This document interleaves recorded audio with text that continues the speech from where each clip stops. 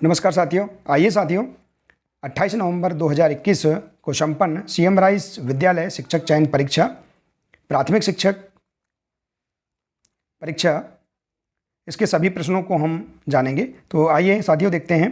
देखिए साथियों, ये सभी प्रश्न स्मृति पर आधारित प्रश्न हैं जिन्हें तैयार किया गया है और इन प्रश्नों के संभावित सटीक आंसर हम यहाँ जानेंगे।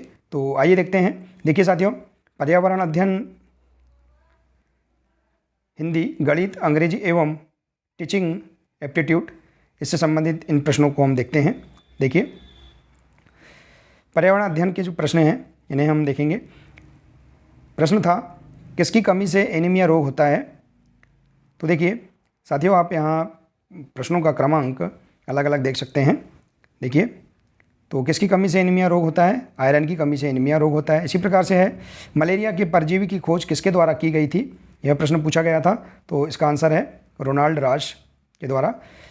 अगला प्रश्न पूछा गया था, हाथी के आगे के दांतों को क्या कहते हैं? तो गजदंत कहते हैं। और अगला प्रश्न पूछा गया था, गोलकुंडा का किला किस राज्य में स्थित है? तो इस प्रश्न का आंसर है आंध्र प्रदेश। इसी प्रकार से अगला प्रश्न पूछा गया था, भोपाल गैस कांड में किस गैस का रिसाव हुआ था? तो मिथाइल आइसोसाइनाइड। इसी प्रकार से है, विश्व की सबसे ऊंची चोटी कौन सी है? यह प्रश्न पूछा गया था। तो इसका आंसर है माउंट एवरेस्ट।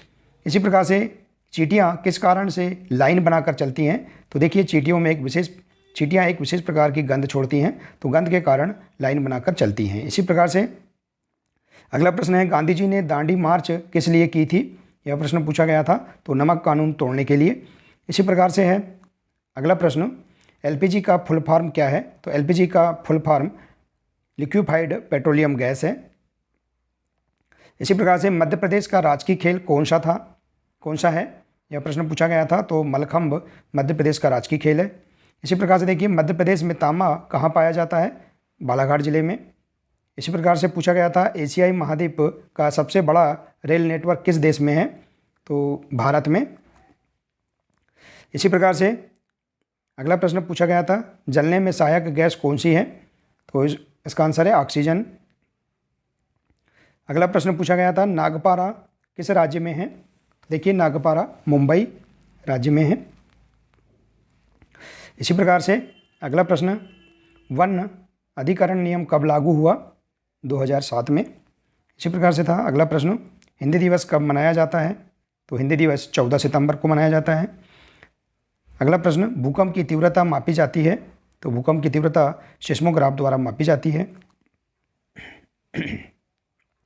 इसी प्रकार से अगला प्रश्न, भूटान देश की सर्वाधिक सीमा किस राज्य से लगती हैं? तो असम राज्य से। और इसी प्रकार से अगला प्रश्न पूछा गया था, मटर में परीक्षण किसने किया था? तो मेंडल द्वारा मटर में परीक्षण किया गया था। अगला प्रश्न, अमाशय में कौन सा पाचक रस बनता है? तो अमाशय में अम्ल बनता है। इसी प्रकार से अगला प्रश्न पूछा गया था, जीभ पर उभरे लाल छिद्रों को क्या कहते हैं?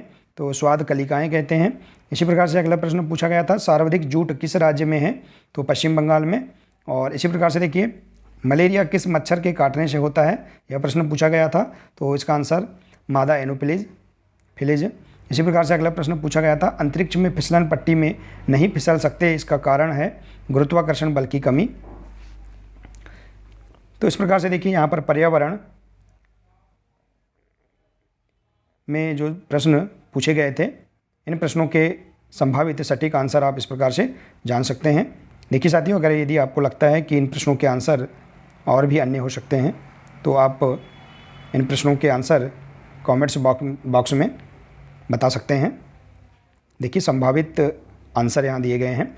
आइए इसी प्रकार से देखते हैं, स्मृति पर आधारित हिंदी विषय से संबंधित जो प्रश्न पूछे गए थे। देखिए, साहित्य लहरी किसकी रचना है? सूरदास की। इसी प्रकार से अतिवृष्टि का विलोम क्या है? यह प्रश्न पूछा गया था। तो अतिवृष्टि का विलोम अनावृष्टि है। इसी प्रकार से एक प्रश्न पूछा गया था, भारत माता के मस्तक को मलिनतापूर्ण बना दिया है में अलंकार है? तो देखिए, इसमें अलंकार है मानवीकरण अलंकार। इसी प्रकार से अगला प्रश्न पूछा गया था, अनुच्छेद में आए शब्द छिद्रन्वेषी से आशय है? तो देखिए दोष या अवगुण। इसी प्रकार से जगदीश शब्द में कौन सी संधि है, यह प्रश्न पूछा गया था, तो व्यंजन संधि है।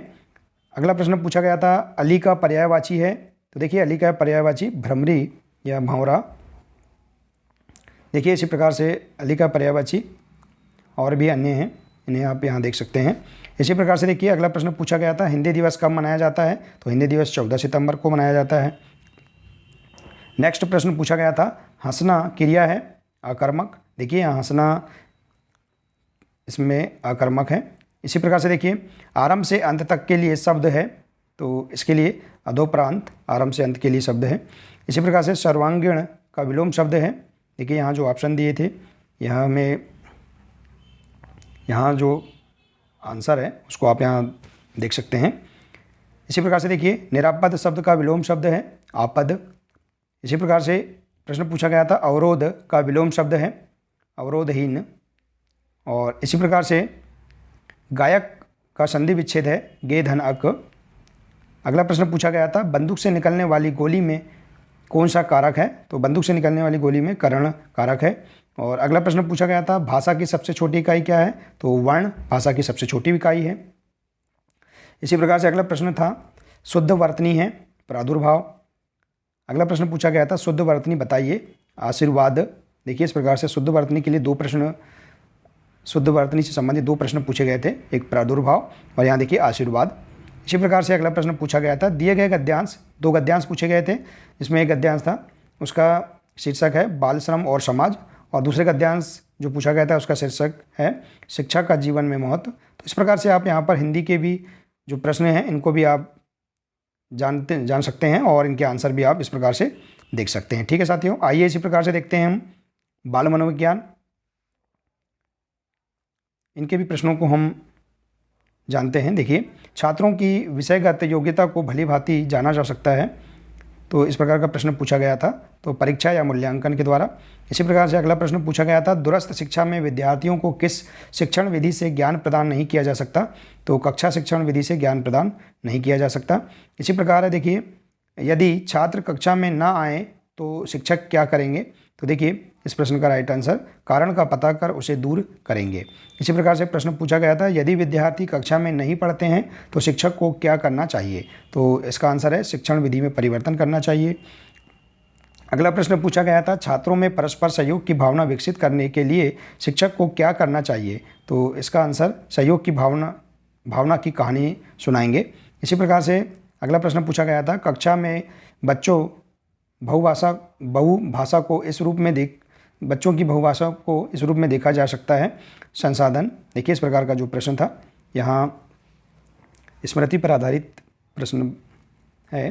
देखिए इसी प्रकार से देखिए अगला प्रश्न पूछा गया था अध्यापक की सर्वाधिक अनिवार्य विशेषता क्या है, तो देखिए अपने विषय में निपुण होना।